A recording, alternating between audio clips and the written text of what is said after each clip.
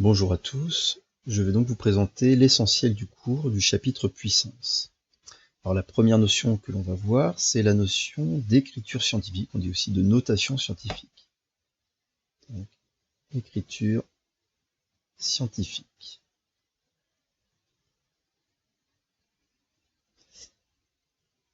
Donc un nombre ne s'écrit pas d'une seule manière, et par exemple, si on prend le nombre 4832, on peut le décomposer en 4,832 multiplié par 10, multiplié par 1000.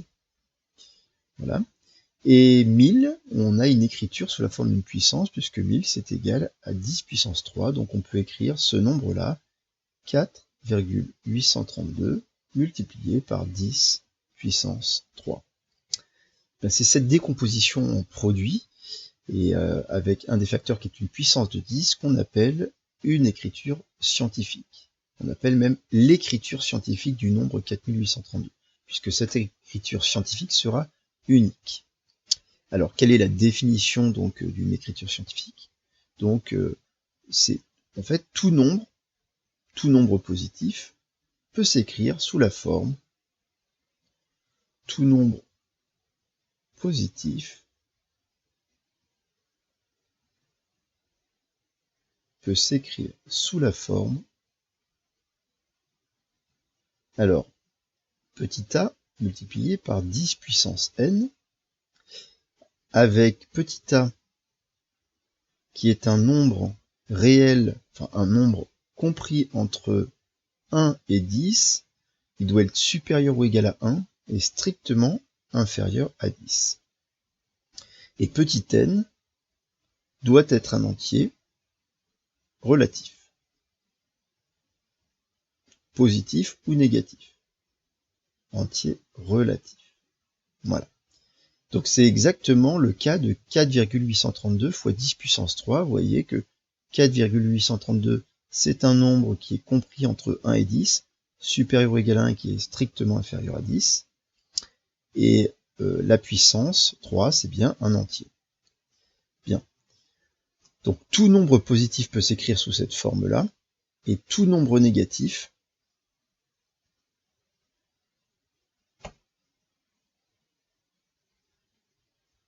peut s'écrire sous la même forme, si ce n'est qu'on va rajouter un signe moins, donc peut s'écrire sous la forme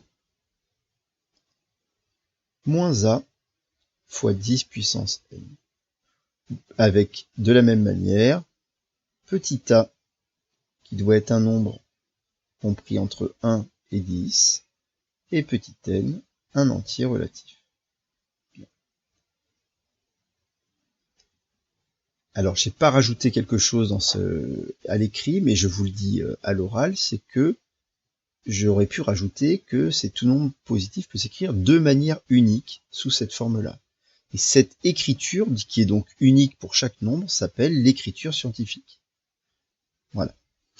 Bien, donc prenons rapidement un petit exemple. Si je prends 343,202.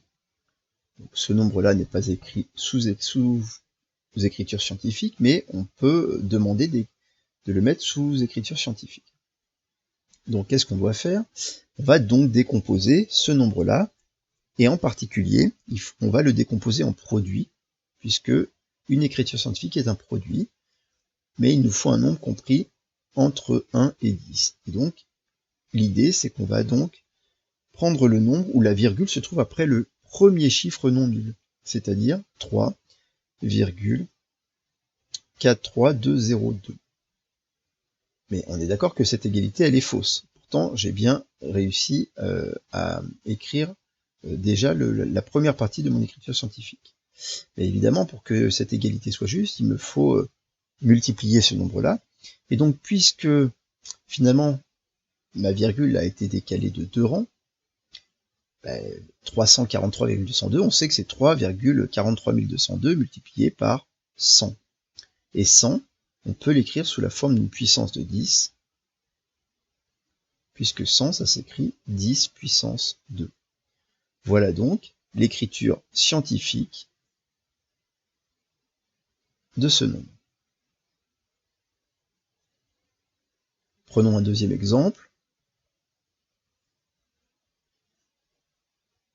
Donc si je prenais 0,00258, ce nombre-là, hein, qui est un nombre petit, ce nombre-là, on va pouvoir l'écrire sous forme scientifique en disant que c'est 2,58 multiplié par quelque chose. Alors par quoi on a multiplié 2,58 pour trouver ce nombre? Alors, on l'a multiplié par, finalement, en fait on l'a pas multiplié, on aura plutôt envie de dire que 2,58 il a été divisé, et il a été divisé en fait par 10 000 pour que ce chiffre 2 qui était le chiffre des 10 millièmes se trouve le chiffre des unités. Mais puisqu'il a été multiplié par 10 000, il est divisé par 10 000, c'est comme multiplié par 1 10 millième, c'est-à-dire 0,0001. Ça c'est 1 10 millième. Et donc, 1 10 millième, ça se note 2,58 fois 10 puissance moins 4. Voilà l'écriture scientifique de notre nombre. Alors, c'est pas évident de penser à ces 1 10 millième, à cette décomposition-là. Et donc, en fait, dans la pratique, qu'est-ce qu'on fait? On raisonne un peu autrement. On part de notre nombre, on sait qu'on va l'écrire sous la forme d'un nombre compris entre 1 et 10 multiplié par une puissance de 10. Ce nombre entre 1 et 10, c'est très facile, il suffit de placer la virgule après le premier chiffre à gauche non nul. Donc ici, ce sera le 2. Et ensuite, il vous suffit de décomposer. Donc, on pense que la virgule va venir là.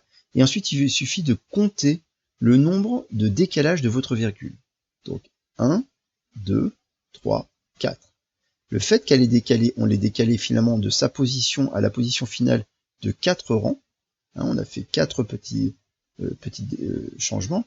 On sait que ça veut dire que à la puissance, il y aura un 4.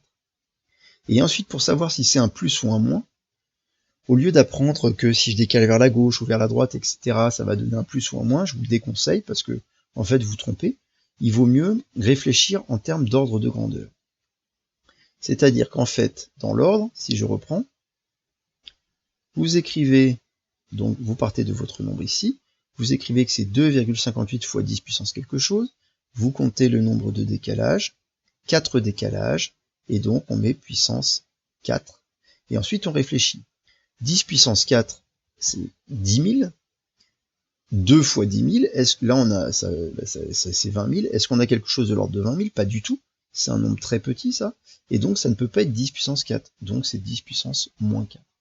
C'est l'ordre de grandeur de votre résultat qui vous permet de savoir si ça va être négatif ou positif. Bien. Bon, il y a plusieurs manières de raisonner, mais ça c'en est une. Pour terminer sur l'écriture scientifique a un intérêt particulier, c'est que on connaît d'un seul coup d'œil l'ordre de grandeur du nombre. C'est-à-dire que quand on voit ce nombre-là, il suffit de regarder la puissance, de regarder l'entier qu'on a ici, ça, on sait que la puissance 2, ça veut dire que c'est le nombre 100, et donc on a en fait 300. Alors là, on pourrait se dire, c'est pas hyper intéressant, parce que quand on voit 343,200, on sait qu'on est autour de 300. Mais prenons par exemple ce nombre-là. 73, 2, 8, 9, 1, 4, 5. Voilà. Ce nombre-là, pas évident d'avoir l'ordre de grandeur tout de suite d'un seul coup d'œil. On est obligé un peu de compter, de regrouper par 3, etc. Si j'écris son écriture scientifique, ça va me donner donc 7,328914,5 multiplié par une certaine puissance de 10. De quelle puissance de 10? Ma virgule, puisque c'est un entier, ma virgule se trouve ici, même si elle n'apparaît pas, et je vais venir la placer après le 7. Je compte mes décalages, 1, 2, 3, 4, 5, 6, 7. C'est bon, je peux mettre puissance 7. Et je réfléchis, 10 puissance 7, on sait que c'est 10 puissance 6, on sait que c'est 1 million, donc 10 puissance 7, on sait que c'est 10 millions. 7 fois 10 millions, on sait que c'est 70 millions. Donc ce nombre-là, c'est environ 70 millions. Ce qui est le cas de celui-là. Mais là, il faut faire des regroupements quand on a des grands nombres. pour avoir une idée de l'ordre de grandeur. Alors que là, en regardant la puissance, on sait tout de suite quel est l'ordre de grandeur. Hein, voilà l'intérêt aussi de l'écriture scientifique, un des intérêts. Bien. En particulier, quand on va faire des produits de nombres, produits de grands nombres, bah, c'est très simple de faire des produits d'écriture scientifique si on s'intéresse seulement aux ordres de grandeur. Bon, voilà pour donc le premier appel sur l'écriture scientifique. Hein, vous ferez des exercices pour vous entraîner. Maintenant, parlons des puissances en elles-mêmes. Alors, je vais quand même rappeler la notion, les définitions des différentes puissances. Donc, d'abord, quelques définitions. On a en fait, ici, on doit définir d'abord ce que c'est que cette notation puissante, c'est-à-dire que signifie a puissance n lorsque a est un nombre et que n est un entier positif. Donc ici, on prend a un nombre,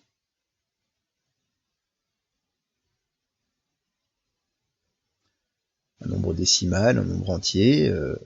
Vous verrez qu'au lycée, on fera en plus général, on appellera ça un nombre réel. Donc c'est n'importe quel nombre, petit a, et puis petit n, un entier. Un entier positif. Non nul. On pourrait dire strictement positif. Non nul, hein, rappelez-vous, ça veut dire différent de 0. Donc que signifie a puissance n lorsque a est un nombre et que petit n est un entier positif? La définition, rappelez-vous que a puissance n, hein, ça veut dire que c'est petit a, en fait ça résume un produit, le produit de petit a par lui-même, lorsqu'il y a dans ce produit n facteurs identiques qui seraient n facteurs petit a. Donc c'est a fois a fois a fois n fois. On obtient n facteurs.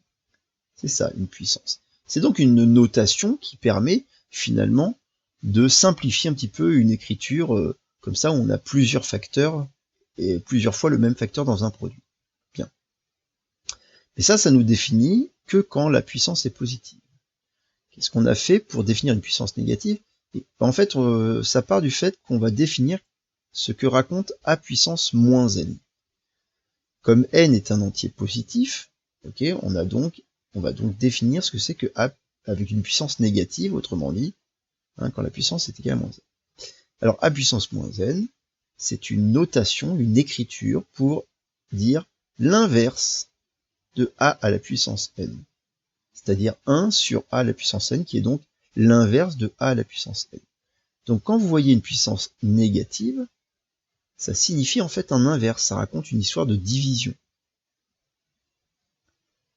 Et la dernière définition qu'on a besoin, la dernière chose qu'on a besoin de définir, regardez, on sait maintenant, on a défini ce que c'était que la puissance positive d'un nombre, la puissance négative d'un nombre, la puissance strictement positive d'un nombre, la puissance strictement négative d'un nombre, il nous manque évidemment le cas où petit n est égal à 0. Parce que ce n'est pas défini par les deux premières définitions. Et à puissance 0, alors on a besoin donc c'est une convention, on le pose, on le définit comme étant toujours égal à 1. Quel que soit le nombre a, il faut quand même que a soit différent de 0, sinon ça pose quelques problèmes. Donc 1, on rajoute avec a différent de 0. On a besoin de poser que n'importe quel nombre à la puissance 0, même si c'est un peu contre-intuitif, ce n'est pas égal à 0, mais c'est égal à 1. Si on ne le faisait pas, un certain nombre de formules des puissances ne seraient pas valables. Ça poserait problème pour pas mal de formules. Bien, donc ça c'est la définition. On a donc ici, finalement, 3 définitions qui nous permettent de définir la puissance d'un nombre. Donc, vous savez que, évidemment, dans ce chapitre, et vous les avez vus, il y a quelques formules à connaître pour pouvoir, finalement, faire des opérations entre les puissances. Comme en mathématiques, à chaque fois qu'on définit une nouvelle notion, on doit regarder quelles sont leurs propriétés, et en particulier leurs propriétés calculatoires, leurs propriétés, on dit algébriques. Donc les formules, si vous voulez. Donc regardons quelles sont les formules que vous devez connaître dans ce chapitre. La première formule, on va rien démontrer, on va rien justifier, hein, ce n'est qu'un essentiel du cours pour pouvoir un petit peu se souvenir de ce que vous devez connaître de ce chapitre pour faire les exercices. Hops. Donc, première formule, a à la puissance n multiplié par a à la puissance m, lorsque n et m sont des entiers donc relatifs. Les entiers relatifs, on les notera z, donc vous le reverrez en seconde si vous ne l'avez pas déjà vu, donc on appelle ça les entiers relatifs. Alors, vous la connaissez sûrement la formule, hein, ce n'est sûrement qu'un rappel pour vous, c'est a à la puissance n plus m. Autrement dit, lorsque je multiplie deux puissances du même nombre, finalement ça revient à ajouter les puissances. C'est très facile de le vérifier sur des exemples simples, mais on ne va pas le faire ici. Deuxième formule, maintenant si je vais diviser deux puissances d'un même nombre, a à la puissance n divisé par a à la puissance n. Si on réfléchit un petit peu, on se dit, tiens, quand j'ai le produit ici, ça devient une addition des puissances. Puis là, j'ai une division des deux puissances. Ah, donc ça va nous donner une soustraction. A à la puissance n-n, et ça se démontre aussi. Deuxième formule à connaître. Donc on sait maintenant faire le quotient de deux puissances. Hein, on va faire quelques exemples. Alors, je peux quand même vous mettre un petit exemple à chaque fois. Peut-être dans le premier, si j'avais par exemple 3 à la puissance 7 multiplié par 3 à la puissance 5.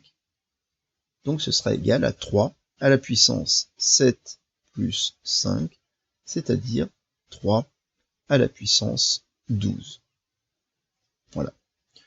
Dans le cas du quotient, si on avait moins 2 à la puissance 4 sur moins 2 à la puissance 3, bah ce sera égal à moins 2 à la puissance 4 moins 3, c'est-à-dire moins 2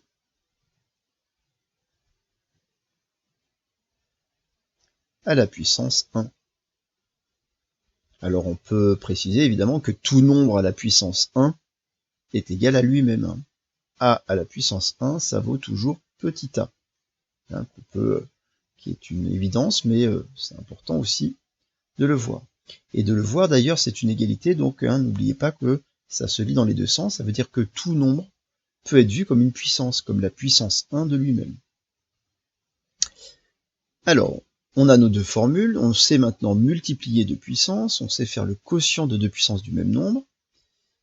On peut maintenant voir donc la puissance d'une puissance. Donc si j'ai a à la puissance n et le tout à la puissance m.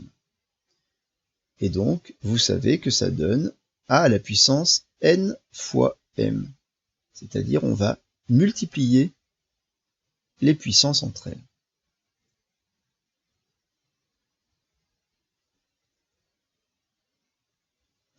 Donc par exemple, si j'avais 7 à la puissance 2, et puis je l'élève à la puissance moins 3. D'après la formule, ça va me donner 7 à la puissance 2 fois moins 3, c'est-à-dire 7 à la puissance moins 6. Il nous reste deux formules à voir. Je vais juste rajouter une page.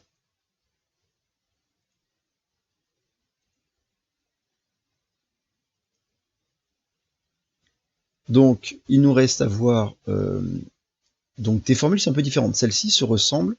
On ne parle toujours de la puissance d'un seul nombre. Maintenant, si on avait deux nombres, a et b, et qu'on s'intéresse à faire le produit a puissance n multiplié par b puissance n. Donc cette fois, ce n'est pas des puissances du même nombre, mais par contre, on s'aperçoit que la puissance est identique. Et donc, ça, c'est égal au produit a fois b, le tout à la puissance n. Donc, si vous aviez 5 à la puissance 4 multiplié par 3 à la puissance 4, et bien ça, vous pouvez écrire que c'est 5 fois 4, 5 fois 3 à la puissance 4, c'est-à-dire 15 à la puissance 4. Voilà. Dernière formule qui nous reste, ben on a fait ici on a vu donc le produit de deux puissances quand la puissance est identique et que les nombres ne le sont pas nécessairement, et ben on a la même chose avec le quotient a à la puissance n sur b à la puissance n. Donc c'est égal au quotient a sur b à la puissance n.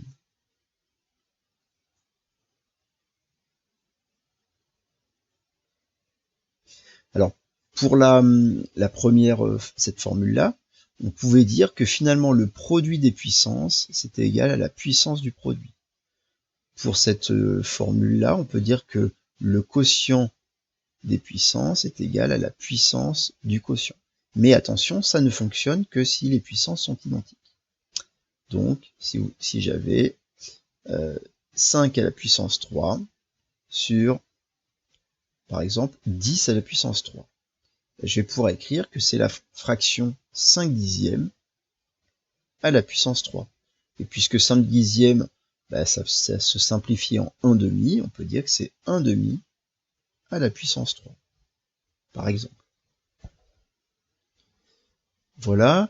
Dernière chose que l'on peut rappeler sur cet essentiel du cours, qui va vous servir aussi dans les exercices, c'est le signe d'une puissance.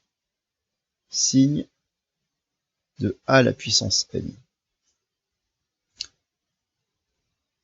Alors, pour le signe, en fait, ça va dépendre de quoi. Alors déjà, premier cas, si petit a, donc il y a plusieurs cas. Premier cas, si petit a est un nombre strictement positif. Et si petit a est un nombre strictement positif, dans ce cas-là, quelle que soit la puissance, obligatoirement a à la puissance n sera un nombre strictement positif. Oui, parce que si c'est un nombre strictement positif, si la puissance est positive, ça veut dire le nombre il est multiplié un certain nombre de fois par lui-même, ça restera strictement positif. Si la puissance est négative, prenez par exemple, je sais pas moi, 3 puissance moins 2, ça de toute façon, vous savez que c'est pas parce que vous voyez un signe moins que ça raconte que le nombre est négatif. Pourquoi? Puisque la puissance négative raconte un inverse. Ce nombre-là, c'est l'inverse de 3 puissance 2, et vous voyez bien que tout est positif ici. Donc, déjà, si petit a est strictement positif, toute la puissance sera strictement positive. Le problème va plutôt venir lorsque petit a est donc strictement négatif. Et c'est là où il y a deux cas différents. Par exemple, si j'avais moins 2, et là, ça va dépendre de ma puissance. Je peux voir, regardons les deux cas, moins 2 à la puissance 3, par exemple, et puis moins 2 à la puissance 4. Moins 2 à la puissance 3, c'est moins 2, multiplié par moins 2, par définition, multiplié par moins 2. Et vous connaissez la règle des signes, et même la règle des signes généralisée. Vous savez qu'en fait, ici, dans ce produit, on a 3 facteurs négatifs, et lorsque dans un produit, le nombre de facteurs négatifs est impair, vous savez que le résultat va être négatif. Ici, ça sera égal à moins 8, et c'est bien négatif, strictement négatif ici. Et alors que moins 2 puissance 4, c'est moins 2 fois moins 2 fois moins 2 fois moins 2. Il y a 4 facteurs négatifs, et donc d'après la règle des signes généralisée, le résultat est positif, et c'est vrai puisque c'est égal à 16, positif. Donc vous voyez bien qu'il va falloir faire deux cas. Lorsque petit a est strictement négatif, on nous dit que ça dépend de la parité de la puissance. Si petit n est pair, alors, comme c'est le cas de moins 2 puissance 4, alors a à la puissance n sera strictement positif. Mais si petit n est impair, alors a à la puissance n sera strictement négatif. D'accord? Donc, dans le cas ou le nombre petit a négatif, on va regarder la parité de la fonction pour pouvoir conclure sur le signe donc de la puissance. Bon, voilà pour cet essentiel du cours. C'est suffisant pour au moins faire les exercices d'entraînement et voilà, se préparer. Enfin, c'est les notions essentielles pour aborder la classe de seconde. Voilà, au revoir.